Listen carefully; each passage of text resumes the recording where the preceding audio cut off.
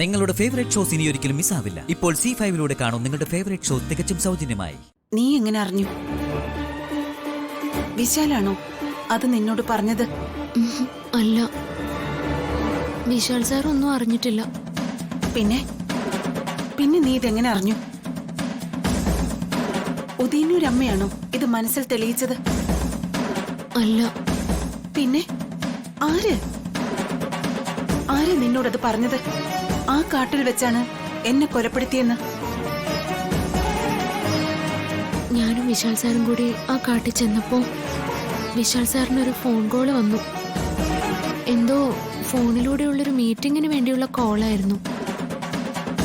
ആ കെട്ടിടത്തിന്റെ അടുത്ത് റേഞ്ച് ഇല്ലാതിരുന്നതുകൊണ്ട് വിശാൽ സാറ് ആ ഫോണുമായിട്ട് അവിടെ നിന്ന് പോയി. അന്നേരം അവിടെ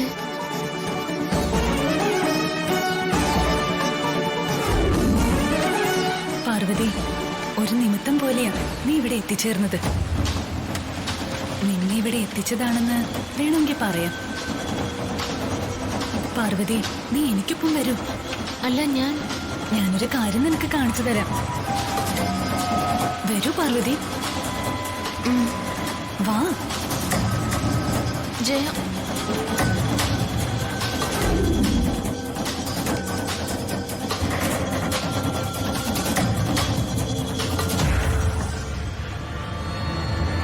അങ്ങനെ ജയയുടെ ആത്മാവാ ആ സ്ഥലം എനിക്ക് കാണിച്ചു തന്നത്.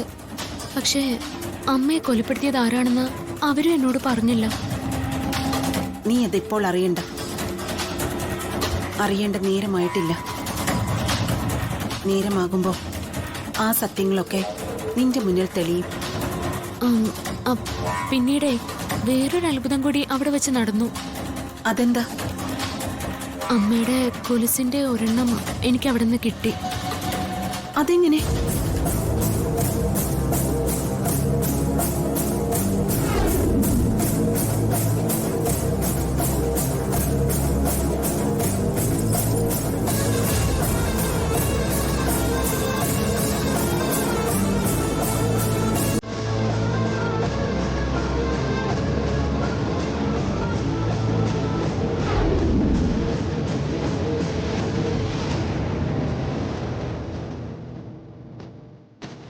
അപ്പോ നാഗരാജാവാണോ അത് നിനക്ക് നൽകിയത്?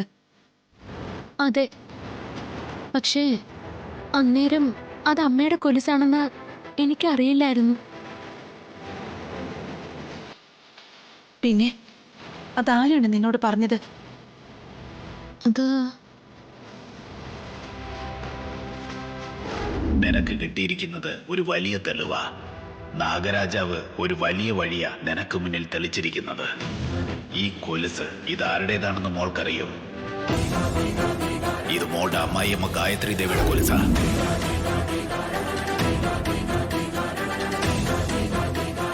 അദ്ദേഹം പറയുമ്പോഴാ ആ കൊലുസ് അമ്മയുടേതാണെന്ന് ഞാൻ അറിഞ്ഞത്.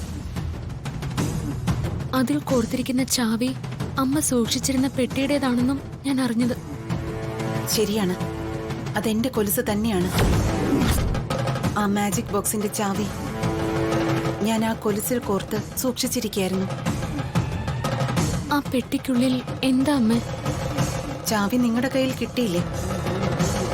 ഇനി നിങ്ങൾ തന്നെ അത് തുറന്നു പരിശോധിക്കണം. അതിനുള്ളിൽ ഒരുപാട് രഹസ്യങ്ങളുണ്ട്. ഒരുപക്ഷെ നിങ്ങൾക്ക് ആ രഹസ്യങ്ങൾ അറിയുന്നതിന് ചില തടസ്സങ്ങൾ വന്നു ചേർന്നേക്കാം എന്ന് കരുതി നിരാശപ്പെടരുത്. വീണ്ടും വീണ്ടും പരിശ്രമിക്കണം. അപ്പോൾ ലക്ഷ്യത്തിലേക്ക് ഒരു വഴി തെളിയും. പാർവതി, നിന്നോടൊരു കാര്യം എനിക്ക് പ്രത്യേകം പറയാനുണ്ട്. ഞാനിവിടെ വന്നതും നിനക്ക് എന്നെ കാണാൻ പറ്റുന്നതും വേറെ ആരും അറിയരുത്. മറ്റാരും അതറിയാവുന്ന വിധം നീ പെരുമാറരുത്. ഇല്ല ദേവമ്മേ, അതൊരിക്കലും ആരും അറിയില്ല. ഇതിലെന്തോ കാര്യമായ രഹസ്യമുണ്ട്. അതുകൊണ്ടാ ഗായത്രി ദേവി ഇത് രഹസ്യമായിട്ട് സൂക്ഷിച്ചു വച്ചിരുന്നത്.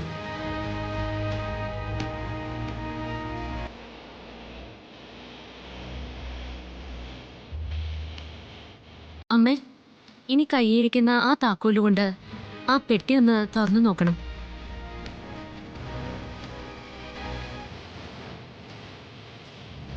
അല്ല ഈ താക്കോലുകൊണ്ട് ആ ബോക്സ് തുറക്കാൻ പറ്റുമെന്ന് നിനക്കെങ്ങനെ അറിയാം?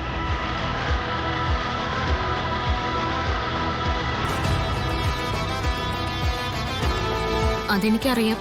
അതെങ്ങനെ അറിയാന്നാ ഞാൻ ചോദിച്ചത്. അത് ആ താക്കോല് ഗായത്രി അമ്മ മരിച്ചെടുത്തെന്നാ കിട്ടിയത്.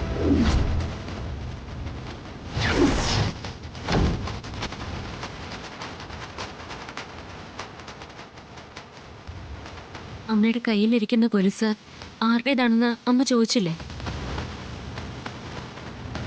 അത് ഗായത്രി അമ്മയുടേതാ.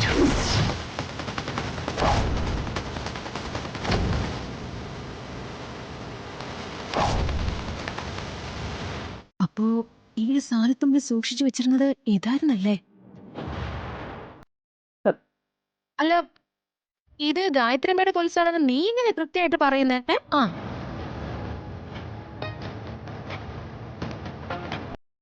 എന്താ നിനക്ക് ഇത്ര ഉറപ്പ്?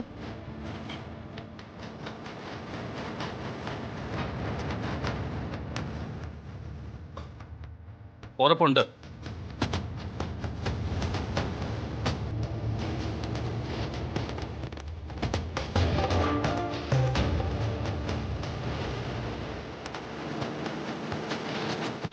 നോക്കി.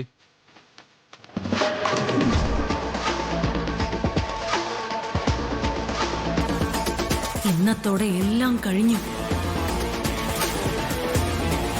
ഈ പെട്ടിയും അമ്മ സൂക്ഷിച്ചു വെച്ചിരുന്നത് വെറുതെ ഒരിക്കലും അമ്മ ഇത് സൂക്ഷിച്ചു വെക്കില്ലല്ലോ.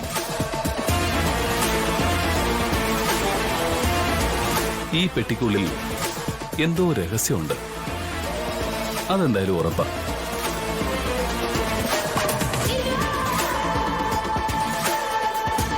ഗായത്രി ദേവിയുടെ മരണത്തിന് പിന്നിലുള്ള രഹസ്യങ്ങളാവാ പെട്ടിക്കുള്ളിൽ.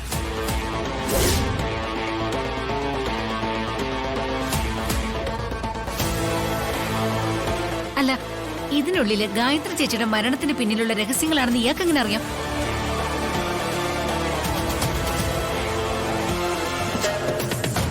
അല്ല, ഞാൻ വെറുതെ ഒരു ഊഹം പറഞ്ഞതാ. അങ്ങനെ അധിക ഊഹങ്ങളൊന്നും ഇങ്ങോട്ട് വിളമ്പണ്ട. നിങ്ങളൊന്ന് തർക്കിക്കാതിരിക്കെ. അമ്മേ, ആ ബോക്സ് തുറന്നു നോക്കേ. എന്താന്ന് അറിയാലോ. തുറക്കണോ അമ്മേ? ഇവരിങ്ങനെ പറയുമ്പോ തുറക്കാതെ നിവർത്തിയില്ലല്ലോ.